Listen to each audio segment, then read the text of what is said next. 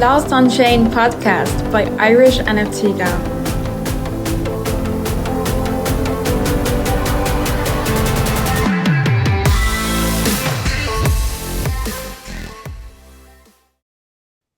Hi everyone, my name is Irish, aka Irish NFT Gal, and today we are joined by two legends in this space. I'm really excited for today's podcast because we have the lovely Joanna from VA Vortex, and we also have Mary Eck, who is the founder of Paladin Punks, and most importantly, the Moon Mars project that we're going to deep dive in today and talk all about. So, a little introduction on my in my own words.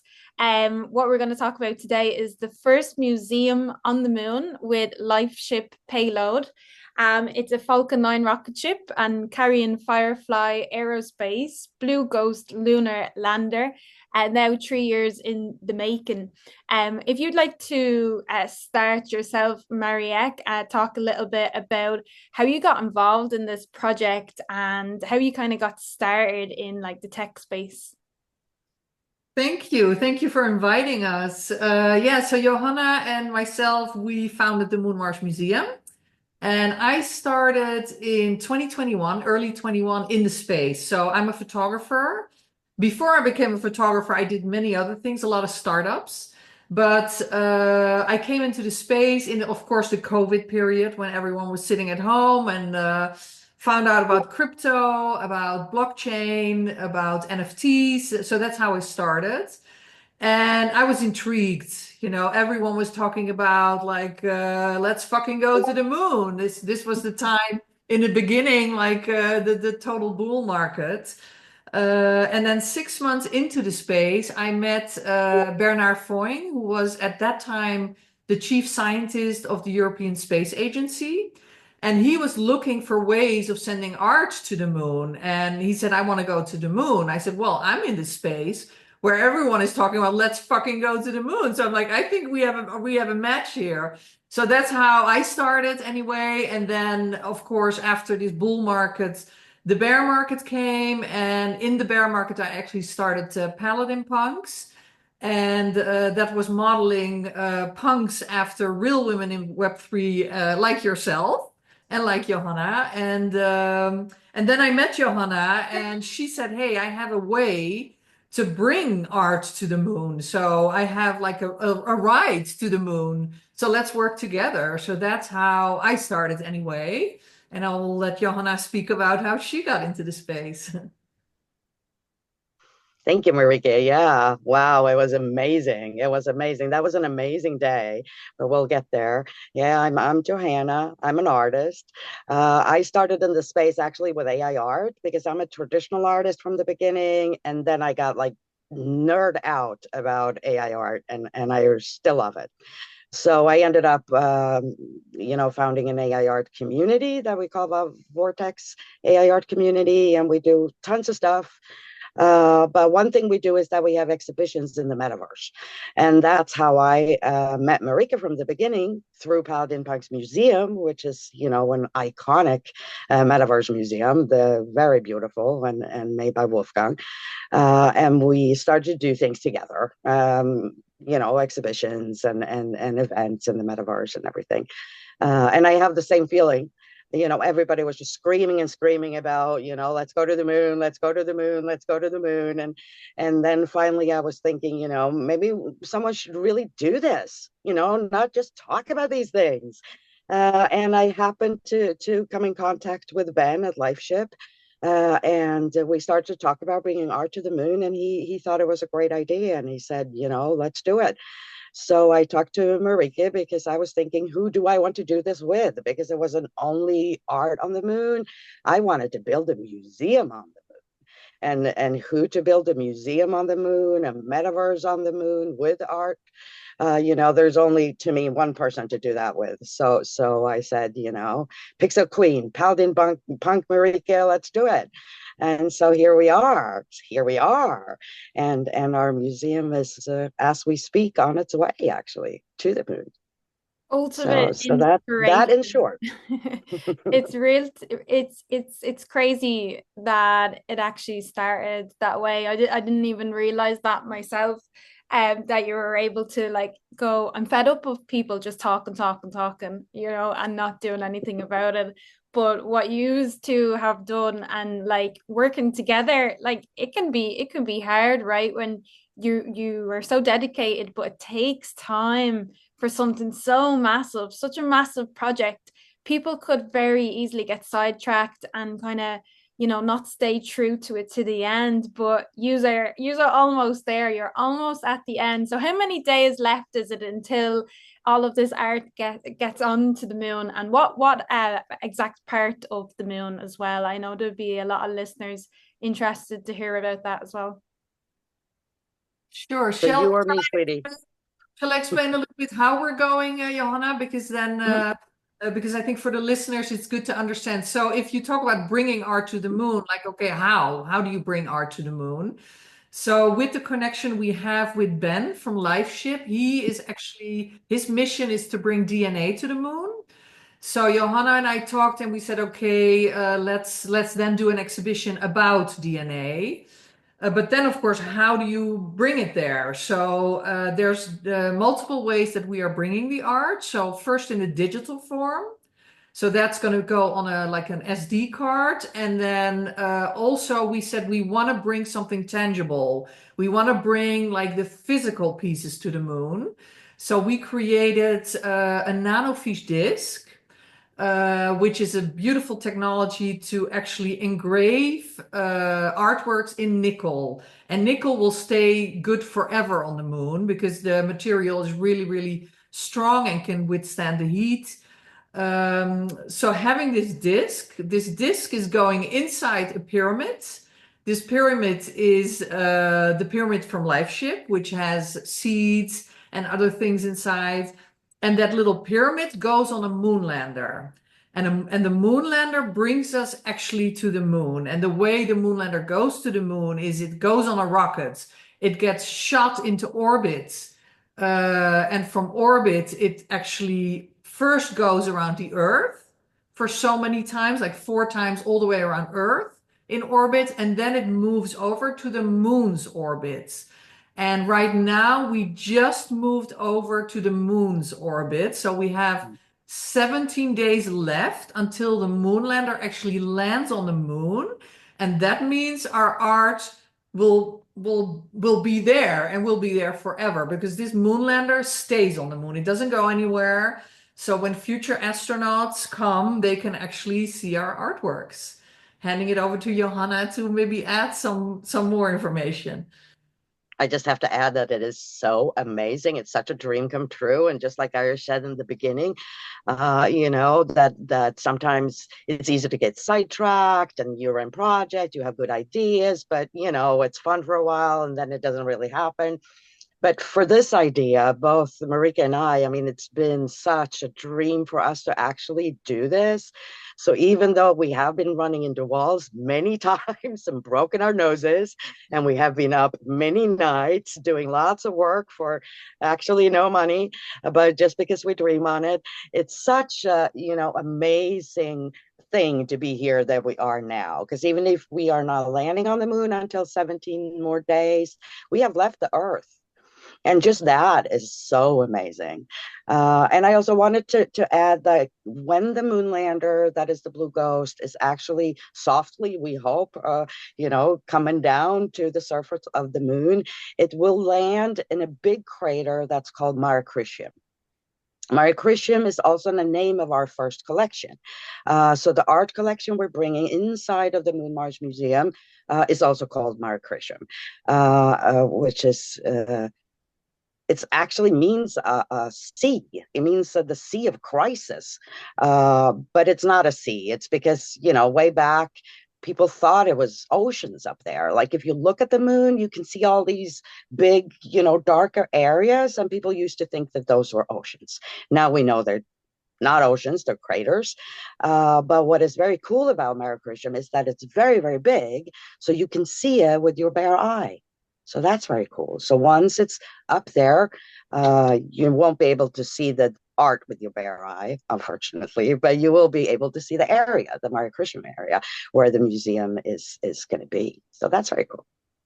Wow. So I believe in total it's a 46-day journey. So it's on track, which is unbelievable that they're able to track it and be able to know how long it's going to take in orbit. Like my background is definitely not in like space tech or anything, so all of this is so fascinating, especially as an artist, to know that this art could be there forever, and it'll be there for longer than we're here on Earth.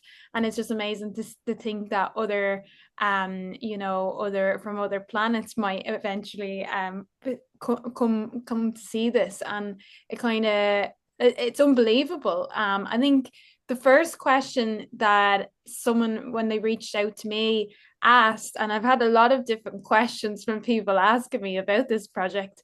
One of the main one was, is it real? Like, how is this possible? What's the costs involved? Like, how did this actually come to conclusion? Like, how many artists in total? So these are all questions I want to try and get answered. So maybe if we talk a little bit about the artworks in total that are like, Mariette, I know you explained a little bit about the pyramid, but if you want to talk a little bit more about yeah, how many artworks there are in total, and then maybe how the artists themselves like got chosen to go onto the moon, because there's a lot of people asking me when's the next one, and Yeah. this is a couple of years in the making. It's not something you can do overnight. So yeah, people want to know how did you pick the artists, and why did you select that certain number of artists? So I will start. We will do this together, Johanna and myself. We both always like add to our stories. So when we first learned that we were going to fly with LifeShip, who is sending DNA to the moon, we said, okay, let's do our first exhibition about this very theme of DNA. So, and then we started talking and thinking like, okay, let's do this about the essence of humanity. And then we looked, okay, DNA, okay, how many chromosomes do people have? So we said, okay, because we were given sort of like a maximum of artworks we could send, but we wanted to make it count in like a good way. So we said, okay, but people have 46 chromosomes. So let's send 46 artworks. But then we said, well, actually, people with Down syndrome have 47 chromosomes. So let's send 47 artworks and also an artist with Down syndrome. So we have Houston from Downs and Towns. If you look on Twitter, you can find his handle. And he is a photographer with Down syndrome. He makes beautiful photographs. And so he's also with us. And then we said, okay, but we are in Web3, and people in Web3 are very open-minded. They will be the first ones that say, we're going to send something to the moon, and they will say, cool, let's do this, instead of like trying to explain it to, I wouldn't say normies, but people that are not in Web3 are not so like out for crazy ideas.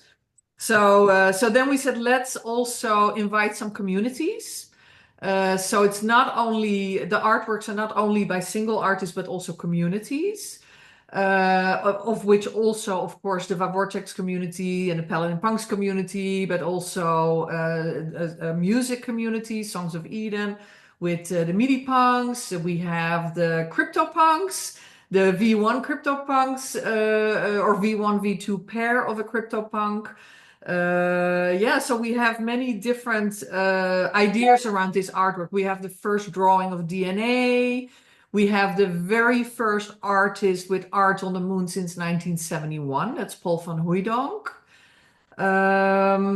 So he's been there since 1971, and he's still alive. He's 99 today. And he's Wow, also, yeah, today yeah, we should have he- got him on the podcast. yeah. Well, maybe we can at some point. So he actually sent us a message on the day that the rocket went up in the sky saying, oh my gosh, I can't believe after 53 years I'm going again to the moon. So we're sort of writing history, and people don't have any idea how much history we're writing, but we are. So that is about the amount of artworks and some of the projects and people that are in there. And then maybe Johanna, you can tell a little bit about the open call because Johanna is doing a lot of open calls for Vivortex. So we used the system that she normally uses to get the people in, to do an open call about DNA. Yes, we did. Yeah, we have many, many, many, many stories, which is, you know, one of the wonderful things about this project is that we are now bringing so many amazing stories up there. It's not, you know, oh, 47 NFTs, whatever, or JPEGs or whatever it is, you know, that people will send. This is a whole exhibition and it's very tight and it's very curated, but it also has many, many stories behind it since it's Paul, you know, that has the first artwork on the moon ever from 1971 is going with us. So that's a long story. And so is you know, the original drawings of DNA, but it's also stories from Web3 that are really interesting with the CryptoPunks, with music communities, with, you know, the evolution of AI art and different ways of animations, of 3D things, and fashion. So we really did try to make a big, you know, a big range because we wanted a big range. I mean, for one, we are two women founders in the space and Web3 world, which is just that, you know, a dream come true, if you want to call it. I wish it wasn't, but it is. So we also wanted, you know, a big variety. Because if we're going to talk about human DNA, but in art form, it's still going to be, you know, one of the biggest thing about it is that everybody is different. That's what DNA is. I mean, it's coding different for every person. So we also wanted to have, you know, a big variety of art forms, but also of people joining from different countries, from different backgrounds. So yeah, it's a lot of very interesting stories, and we could do a podcast on every one of the 47, to be honest, with no problem at all. But then we also wanted, you know, so we did pick together communities to go and discussed with them how they wanted to represent the community. So they have, in one sense, curated their own artwork or artists to represent them. But we also wanted to send, you know, singular artists. We also wanted to, you know, have the democracy of idea of bringing, you know, not rich and famous people to the moon or whatever, but to actually bring artists from Web3 that are here every day doing the work, you know, that knows the space, that support each other. We wanted to support them also, you know, because it is important.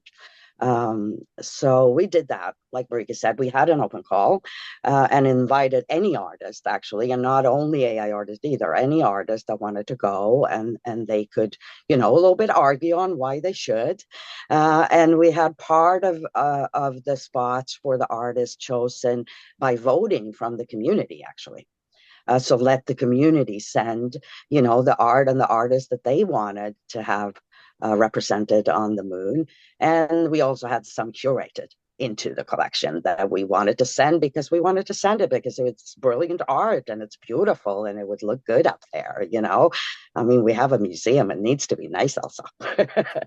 So that's sort of how we did it. And a lot of people did miss it. You know, a lot of people come to us and have been now for over a year, like you say, Iris, like, when's the next one? And it is very, very long projects to do this. It takes a very long time. We started up this project, you know, more than 1.5 years ago, and now we're almost getting to the moon already. But I do want to say to all those artists that felt that they really missed the bus in a big way, that we will do more trips and more missions. So this is the first collection we're doing, but it's not the last. I mean, for one, our name is Moon Mars, and it's not for nothing. Yeah, I love that.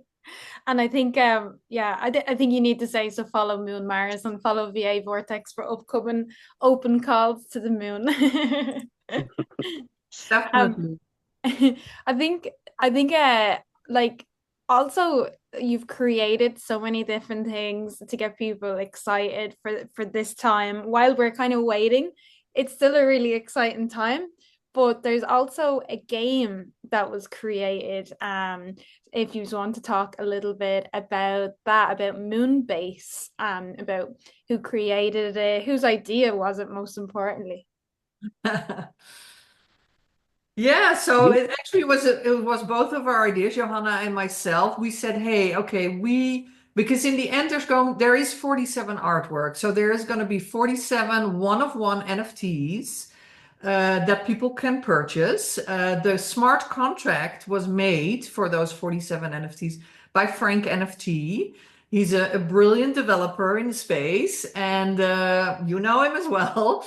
Yeah, he's also the developer for the Paladin Punks. He's a developer for the V1 Crypto Punks. And so we also sent the actual smart contract to the moon on the disk. But that's only 47.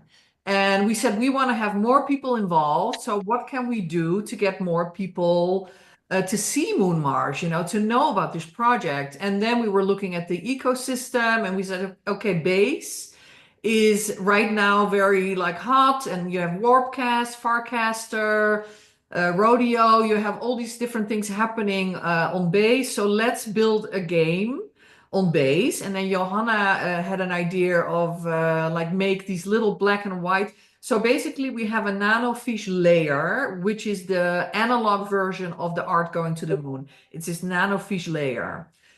But in order to do the printing on the layer, we needed to have black and white versions, but pure black and white. So not grayscale, pure black and white.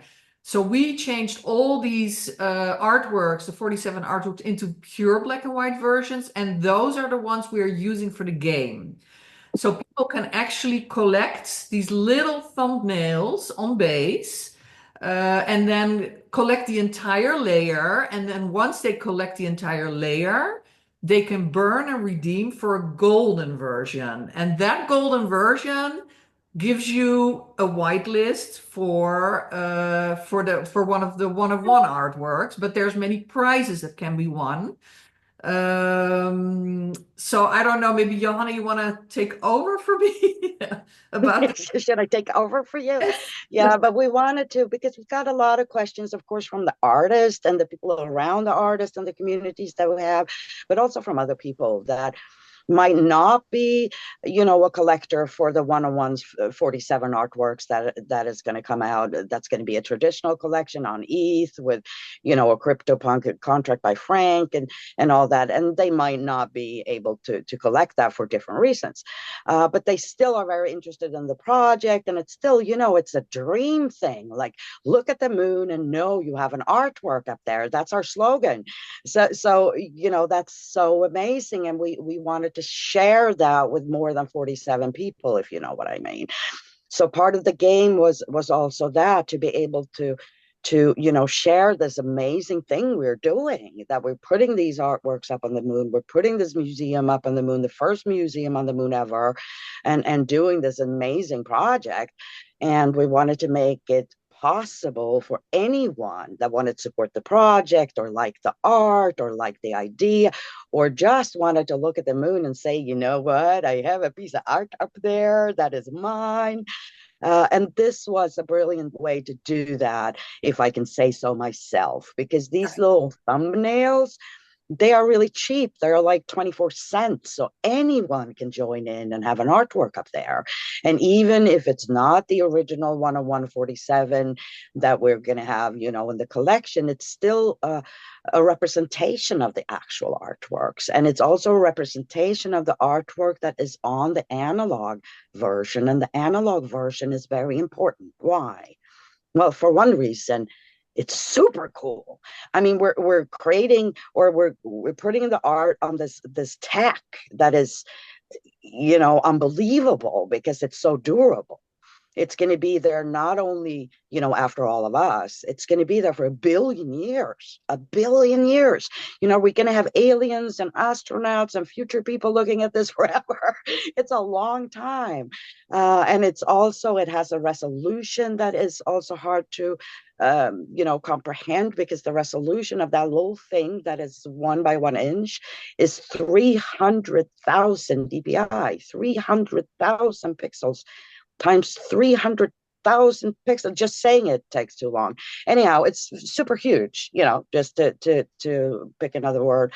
So also that piece of tech is so interesting and so beautiful, to be honest. Marika's a photographer, so she's been taking pictures of it because we have a replica down here on Earth, and it's just beautiful. So it's also it also feels really nice to be able to share this piece of artwork, which is the actual layer, with the community in the world, that you could collect the whole layer, or you could just collect one artwork, or you could get the golden versions. You could do whatever because it's game, but you could still also play around with this amazing technology that the nickelfish layer is. Very, very interesting. So we wanted to also get that out there, to make people understand, because a lot of people have questions, like you said in the beginning, like, well, if you put an artwork on the moon, it's going to fly away because it's no gravity. I mean, it's kind of hard to understand how it's going to happen. And this is, a big part of how it actually happens, is this amazing layer. Wow, thank you so much for that. That was a really good explanation. And I had a look at the website for the game earlier on today. Um, there is astronauts on the website. So is there astronauts in the spacecraft? This is another question I got myself. No. Can I No. just say that? It's like a super simple answer. No, we have not have a person, on the moon since 1971, I think. That was the last time we had people on the moon. And the whole stretch from 1971 till now has been empty of people on the moon. I mean, we have the amazing space station and people go there and we go up in space. But this whole project of the payloads that NASA is doing, which the Blue Ghost lunar lander is part of, and therefore we are also part of, is about that. To fine tune the tech to finally send people up there again, and the next time they're going to send a woman up there. So that's also I something believe important to us. an Yeah, Irish woman is an one Irish woman, one definitely. due. Yeah, it's terrible that I can't remember her name, but I will edit her name in here. And it's not just her, but there is an American woman and a third woman. So Yeah. yeah, it's incredible how long it takes for them to train compared to any other job in the world. And it's so fascinating because of their dedication, determination, and I feel like women really, really are good at that, with staying true to an idea and then following through with it until the very end. I think we can stay very focused with that as well. But yeah, it's so fascinating. And so that like definitely answers that question. Is it okay if we were to talk about Star X for a little bit? Because I know when I was doing a bit of research, it said that this one was the world's first reusable spacecraft. um so can either of you talk a little bit about that, about like how advanced this one is in comparison to previous spacecrafts? I think we Well, were. Oh, so go ahead. Go uh, ahead. I just want to say that unfortunately, I mean, we're not NASA and we're not, SpaceX Falcon rocket. So it's hard for us to actually talk about the tech in a real sense when it comes to these amazing, rockets and the moon lander for that matter. We're not the right people. We're artists. But what I can say is that it feels very fortunate to have been part of the first rocket going up in the sky where you have that iron, I'm environmental thinking that we didn't have before, that to actually create a rocket that you can reuse by making it come back again but in a safe way. And for that, I'm super happy that it happened to be our flight, even if we weren't lucky enough to be able to pick a flight. So I'm happy we had the luck to end up on this flight. And it all also, as far as I have understood it, went pretty well, because it's also scary to bring it back because you can like get it in your head. So it has to be very, very controllable. And we did have one of our artists there for the launch, and they thought we failed because the SpaceX rocket went up in the air and it was just fire everywhere. And then they let the moon lander go, and then the rocket came back, but they weren't, prepared for this. Neither of us was, because we had our nose in our own business, and we're kind of in a bubble. And it came back, and they were like, "Oh my God, no!" All the artworks came back, and it all went to shits. But it turned out it wasn't. It turned out it was meant to be that way, and SpaceX came back to Earth because it was supposed to come back to Earth. Go and check SpaceX out. They have a lot of interesting information, and there's tons of interesting stuff there for anyone to check out. The same for NASA. They have a lot of interesting articles and information that anyone can access. It's all open information. I mean, they do a lot of research for space and everything. So they will have, all the answers that we can't give. So go there. And at the very last, before we leave the subject, I also wanted to say that it can feel a little bit when two women like us are dreaming about sending art to the moon and into space, that we have a dream on leaving Earth. Since that's what the rocket is doing, is leaving Earth. The moon lander is leaving Earth, and all the artworks are leaving Earth, and hopefully now landing safely on the moon. But that's not really true for us, because like the rocket, we feel there is reusability, that the space can really help Earth, because Earth is a really damn nice planet to live on, and to expand to space doesn't necessarily have to be about leaving Earth and moving into space. It can also be about having space as a supporter of Earth. So I just wanted to say that that's the same kind of thought that I feel SpaceX has with the rockets. Wow, thank you so much for that. I love it. And no, it's just so fascinating, the tech behind it, and the fact that, like, that it was a part of this new technology. Obviously, any of the artists are really tech focused, that are a part of Moon Mars project, and they're learning so much as their art gets sent to the moon. And we've no choice but to bombard our brains with more information. It's just the way we work in Web3. We like to keep learning and overdo our brains. But yeah, Mariette, I want to ask you a little bit more as well about, like, so what people can do right now and get excited, obviously, is that game, and they can check out what is the website for the game? Remind me. So the website is game.moonmars.io. So very easy. We have, thank God, the name Moon Mars, moonmars.com, moonmars.io. So game.moonmars.io. And I just wanted to say that the game has been developed because, of course, Johanna and I come up with new things every day, but we also need people to like sort of make this vision for us. So Frank NFT actually created the game together with FCC View. FCC View doing the front end and connecting the wallet part, and Frank making the smart contracts. So I think Frank is actually the first person with a smart contract on the moon if we land. So we have 17 more days, but he's for sure the first one where his smart contract was circling Earth and the moon for a while. So that is going together with actually the metaverse. So the digital file of the metaverse is also going. So if this first woman lands on the moon, she has a place to like go visit a museum. But then what we also are doing is anything we're developing, like now this game on base and work by FCC View. We are also sending that to the moon. It's not on this flight because, of course, the game was made like way after we were able to send things. But the idea is to keep going and to keep sending things and to do new exhibitions. And yeah, so we're just very proud to have people like Frank and FCC View. And we have a guy called Ghost who is doing a lot for us. We have Wolfgang. So all these tech guys behind us are really, really supporting us, and they need a big shout out. This could not have happened without all of them. It's definitely a group effort for something this massive.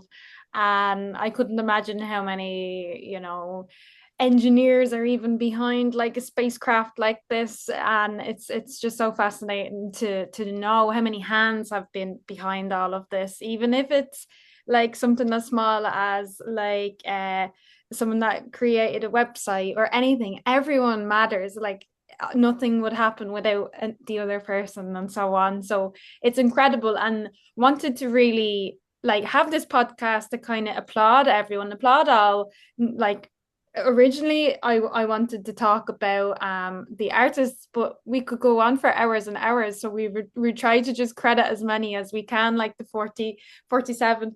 But it's really now like to applaud like both of you, and it's to applaud like it wouldn't happen without both of you. So you're thanking like developers and so on, but I think it's my job to thank you and make sure that you feel proud of yourselves. But I think you do as well. You seem like you have big smiles on your faces all the time now. Yeah, we definitely do. And we work together really well. We both are very like hardworking and always up and always on and always with the focus on where we want to go. And I think that's the only way you get to the moon, if you really are very focused and very like, how do we get this done? Because it's just about getting a lot of shit done. And both Johanna and myself are good at that. You're the real life use cases of getting shit done. Yeah, we're not just the, dreamers, we're doers, Yeah. Yeah. definitely. But also, I want to say to that, the cred part of it, that it's been amazing with how many people within the community that was created by the Moon Mars Project, which is, also Paladin Punk's community, also Vortex community, also new communities, super communities, communities that we have met and worked with during the way. But and some are new. But within that community, how many actually stepped up and wanted to help us and love the project and put in the skills they have and the context they have. And no, of course not everybody, because everybody is not that kind of person, but surprisingly many, to be honest, surprisingly many that are very engaged and really feel like this is their project as much as we feel it's ours. And also surprisingly skillful people out there. I'm so impressed, like with this game. We had this idea, we start to talk to Frank and FCC, and they just they just did it, and now it's there. And it's almost like going to the moon for me, that too, because to me it's magic. We have this idea and they just did it, and now it's out there, and it's something to be proud of. And a lot of things within the project is a little bit like that, I would say, also that we have a lot of people uh, that has amazing skills, that are not only being an artist or joining the project in that capacity. I'd like to ask you both this next question. And it may be my final question, because I know you have been very patient today with me. So thank you on that. What's more important to you? And this could be your personal life or your kind of career. What's more important, the journey or the destination? For me, it's a journey. I know we are reaching for the moon and hopefully we get there, but if you look back, it's going to be the people that you met along the way, Johanna and myself, like working in the hours of the night and having laughing, having fun, because this project is also about having fun together. I tend to get more serious at times, which is not always a good thing. I get very like focused, but yeah, but then Johanna makes cracks me up on a daily basis. So that's really important. So definitely the journey. And I think, of course we are going somewhere, but this is not the final destination. We keep going. We go to Mars, we go to the stars. So yeah, of course, it's for me, it's a journey. And I think I'll let Johanna speak for herself, but I'm sure she has a good vision on this as well. Well, I have two teenage daughters, and they always say that when they agree with you, they say what she said, So, and one says what she said. I agree 100% with Marika. I'm also a journey person, not, final destination. I think life is a journey. And I mean, the final destination is not to stop living anyway. It's the things you're doing on the way. And for this project, very much so. It's been massive. It's been massive. The things that we've had to learn, the things that we've had to master to do, the ideas we had to come up with, the ideas we had to crap and put in the bin, and all the everyday work and work and work. So it's, and all the fun, definitely. So it's definitely that. And also that this is even if we're going to the moon, which is a very, very specific goal, actually, it's still the vision of it that we really love, both Marika and me. The vision of us as artists, as humans, as community here, as Web3, taking the leap and starting to make the world bigger and include more people. And that's a never-ending journey. Moon Mars is a never-ending journey. We're probably going to do this until we're like 102 and don't remember anything, and, and keep dreaming on the next destination or the next artist we want to promote. But also the journey of humans expanding their world is also, totally infinite. So yeah, the journey any day. The journey any day. That's important. And the people and the laughs and the failures and the learning. I mean, all of it. Yeah, The definitely. patience. Oh my God, we have to have so much patience. That was the hardest part. And we don't. It's hard to have patience. Yeah, that is always the toughest thing. I It totally is very agree. hard. Yeah. No matter what you do in life.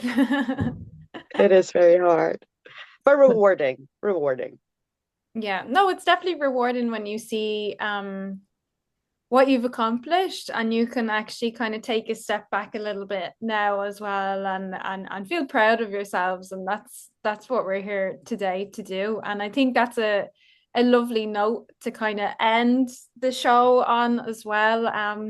To that you both agreed and you both had even though you have slightly opposite, let's say, like personality traits, you had the same answer there, which was really nice, really lovely. And I just want to thank you both for your time today as well, and thank you for choosing me as one of the artists as well. Yeah. And I'm looking forward to it landing, fingers crossed, and everything going smoothly, and I'm sure it will. But yeah, if anyone is interested, you can find more information on moonmars.com. Please do follow them on Twitter, Instagram. I believe you're on TikTok. You're everywhere. So make sure you follow them everywhere. Follow the journey. It's really interesting. Turn on your notifications and discover more about life after Earth. Thank you so much for giving us this opportunity. It's so, we've known each other for a long time, but it's really nice to have this shout out by you and this interview to make it more clear for people what we're doing. These crazy women. Yes, That'll be the definitely, title. Irish. Yes, definitely, Irish. Thank you so much. This was amazing, and thank you for giving Moon Mars the shine that it deserves. Because it's a cool project. We're all in it. It's a lot of women in it. I like that, and it was amazing to be here today to go on depth a little bit about the project, and I love your artwork.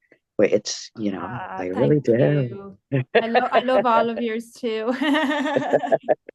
No, it's definitely, I'm glad that you said that because definitely your project, it does deserve more light, and it deserves as much new eyes to learn about. Like, I hope people will discover Web3 because of this podcast. I hope people discover that like they could be really talented in art and makes them believe in themselves a little bit more or believe in their original idea. Even if it's a business idea, it's still relevant to everyone listening, especially women. And it's nice to talk to two women founders as well. Always really nice.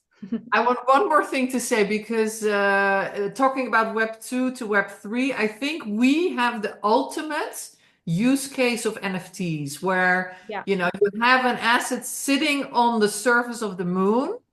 You can have an NFT in your phone, in your wallet, and you actually have proof that you have something sitting up there on the moon. It's the ultimate use case. I can't think of a better use case for NFTs, really. Absolutely, I couldn't agree more. And thank you for mentioning that as well. I think it's funny coming from like a traditional world of like, let's say, as most, like a lot of artists come from that traditional world and have to turn into the digital eventually because it's just the way the world is going, and they're kind of forced to learn. A lot of people are forced to learn about technology whether or not they like it or not, but then they end up loving it. They end up really enjoying the process and learning about it. And it is always a learning process, no matter what job we have or what day to day is like. So yeah, no, thank you both so much. I really enjoyed today's discussion. Thanks so much for listening. Don't forget to follow us, the Lost Onchain podcast by Irish NFT Gal.